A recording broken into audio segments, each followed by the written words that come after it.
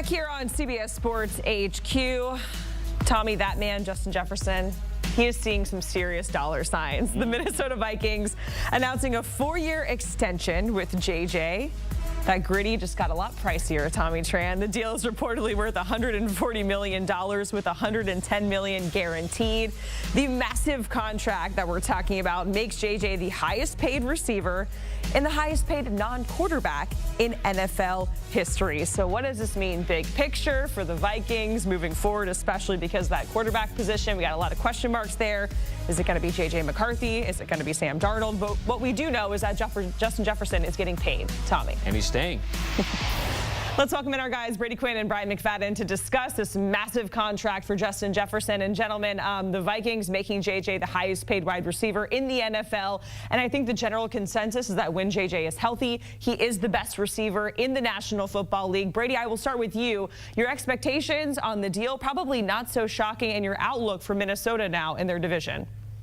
No, it's funny. You know, usually when you see guys reset the market at a position, or in this case, the highest paid contract average annual value we've seen for a non-quarterback, you go, sometimes they are the best player at the position, sometimes they're not. This is a case where Justin Jefferson, in my opinion, clearly is the best wide receiver in the NFL. So a very deserving contract, and obviously the Minnesota Vikings had a little more cap space to deal with that, not signing back Kirk Cousins, not signing back Danielle Hunter, and instead drafting their replacements and having those two guys in particular on rookie deals. So they get arguably their best player on their roster and the best wide receiver in the NFL, who still had a year left on his deal. So the new money average, as far as the 140 in total value of this contract, he already had about $19 million that was left on his final year of his rookie deal.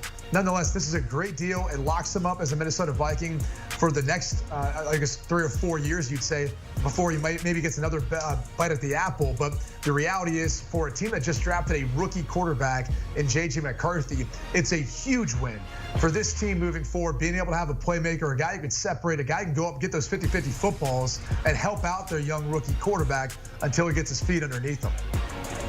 Yeah, I agree with you, Brady. No surprise for me. We knew Justin Jefferson was going to reset the wide receiver market. We knew Justin Jefferson was going to probably be the highest paid non-quarterback ever in the National Football League. It was all about the time. When will this get done? And based on the cap money they had available, listen, let's go get it done so he can get right with the guys back during this offseason regimen and go ahead and establish chemistry with whoever the new quarterback will be, because it will be a new quarterback throwing the football to Justin Jefferson. When you look at his production so far in the National Football League, the only thing that has slowed Justin Jefferson down was a hamstring injury. Outside of that, no one, no defense, no coordinator, DC, has been able to slow Justin Jefferson down, regardless of who has been throwing him the football. He is that dude. He is him, as the kids oftentimes say nowadays. And I expect greatness once again, because he only played 10 ball games last year, guys. He led the Minnesota Vikings in receiving yards over 1,000 yards. And when he returned from his hamstring injury, it was Joshua Dobbs throwing him the football. It was Nick Mullins. It didn't matter. He still put up video game-like numbers. So kudos to Justin Jefferson and his team. Kudos to Minnesota getting this deal done, because as you mentioned, Brady, you will not argue, oh, he got paid too much when it comes to Justin Jefferson and what he just received. And gentlemen, we're going to talk about the receivers that are next up for contracts and who that might be. But before we get to that, I'm thinking of, you know, that big number with Deshaun Watson, and then Lamar Jackson went out there and tried to get that number, and it was just too out of reach. It was too big of a number. 4-year, $140 million, BMAC. Is this going to be a number that's maybe too out of reach for the rest of the receivers that are waiting to get paid? Or are we going to see more on par?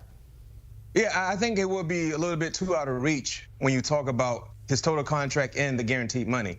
Last time I checked, I think it's 110 guaranteed, right? He's getting 35 per year, but when you talk about the guarantee, definitely I think that's a little bit out of reach when you look at some of the other wide receivers that we're expecting to see get a contract sooner than later, the likes of Jamar Chase and CeeDee Lamb. And the reason why I think that those numbers might be a little out of reach, now I could be wrong, I'm just giving my personal opinion, guys, is because when you look at Minnesota, they're not paying their quarterback top dollar, right?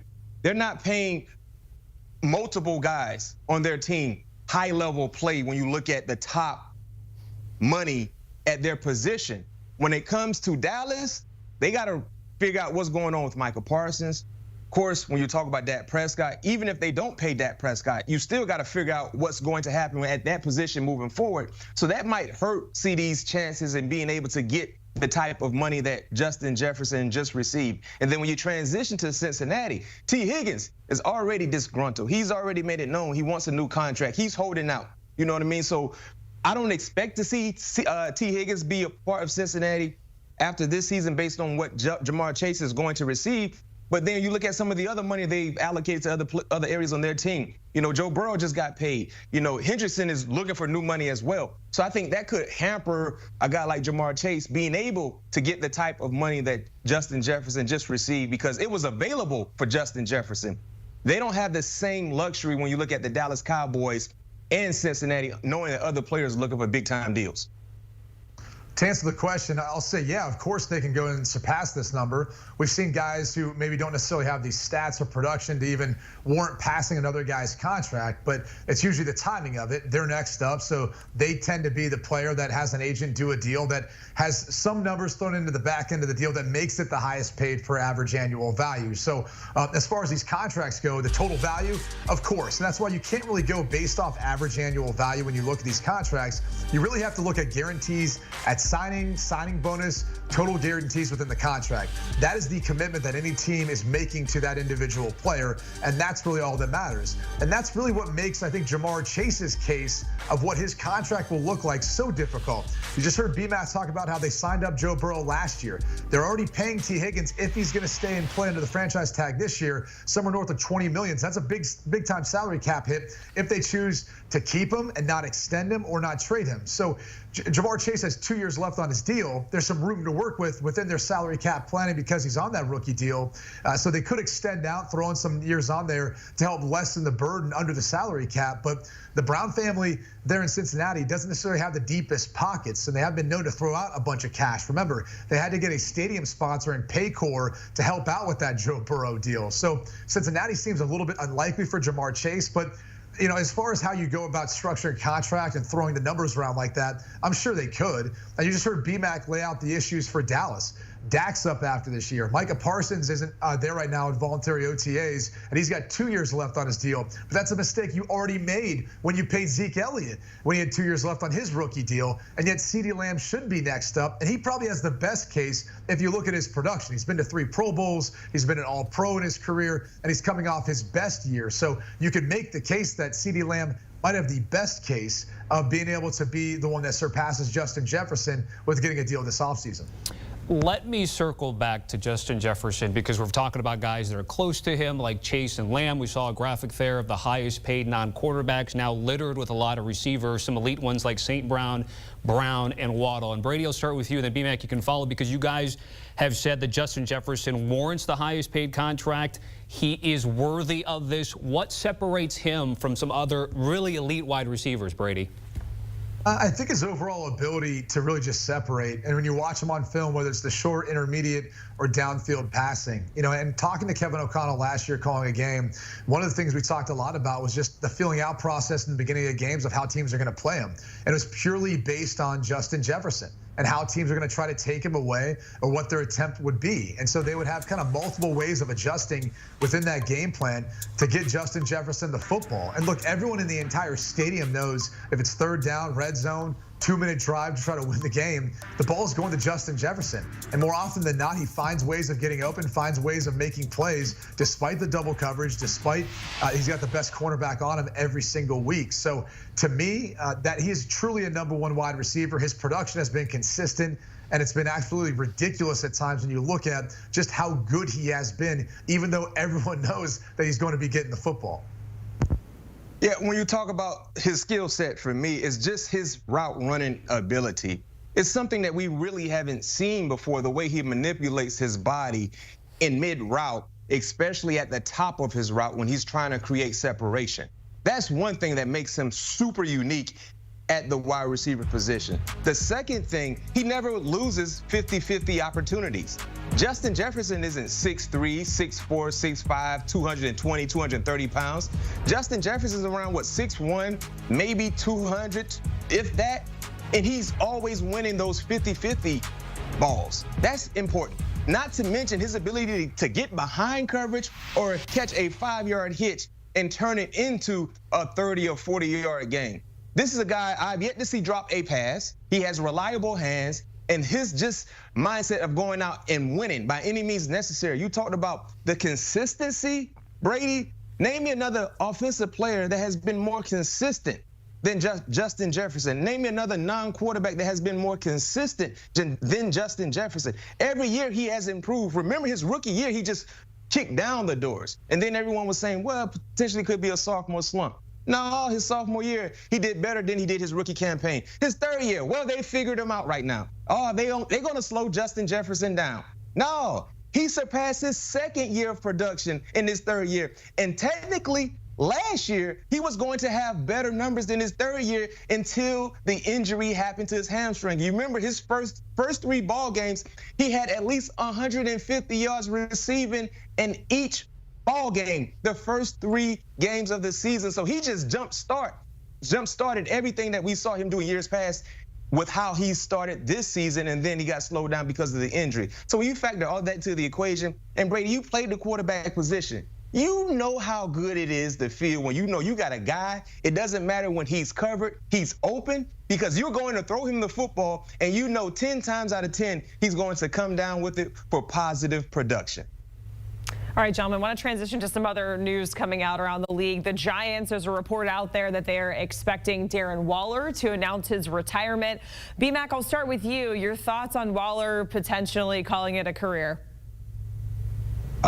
Unexpected, Jacqueline, Tommy, Brady. When you saw this trade happen March of 2023, we felt like this was a nice piece to add to the New York Giants to improve their offense, especially with Saquon Barkley being there in place at that time and then trying to get better play from Daniel Jones. We didn't see what we thought we would see in last year's campaign, his first with the New York Giants. Now, fast forward to this offseason, one would think when you look at the changeover in personnel offensively, Darren Waller would be a nice, reliable pass catcher for Daniel Jones once he gets back healthy. And now hearing that he's deciding to step away, unexpected.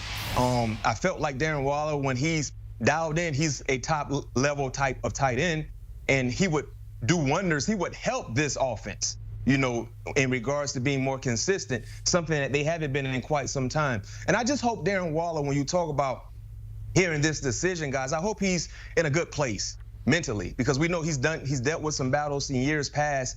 And, you know, sometimes football is a source of, you know, tranquility when you're trying to keep your mind good and you're doing what you love to do. And sometimes when you step away from the game, you know, there's a lot to think about. So I hope he's in a good space, and he's doing this because he really wants to do this, and he's not doing this because, you know, he has some other things going on in his life. So kudos to Darren Waller. If this is the case, I hope he continues to do what he's been doing in regards to being positive. But if he's able to come back, you know, the Giants will welcome him with open arms, because pass catching is something that they definitely need when you talk about trying to change their trajectory offensively with the quarterback play in Daniel Jones.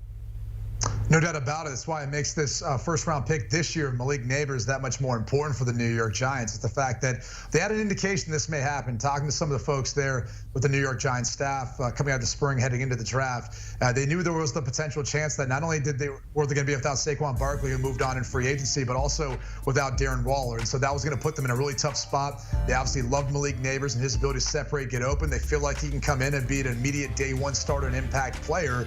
But it takes away that chess piece of Darren Waller, a guy who's a mismatch for a lot of the bigger, slower linebackers, but he's too big for a lot of the safeties that try to cover him. So he was one of those chess pieces you'd love to have within your offense for Daniel Jones or any other quarterback that plays within the system. Could be Drew Lock, depending on how this year goes. But the bottom line is, it makes that Malik Neighbors pick look that much more important, and it'll be a huge loss to a Giants offense that when Darren Waller was there, when he was healthy, relied on him in a big way, I think, to find mismatches and find points in production.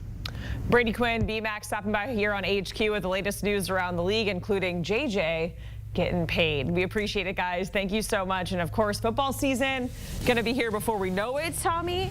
NFL on CBS has got you covered. You can watch your local game live and always stream all of that action on Paramount Plus as well.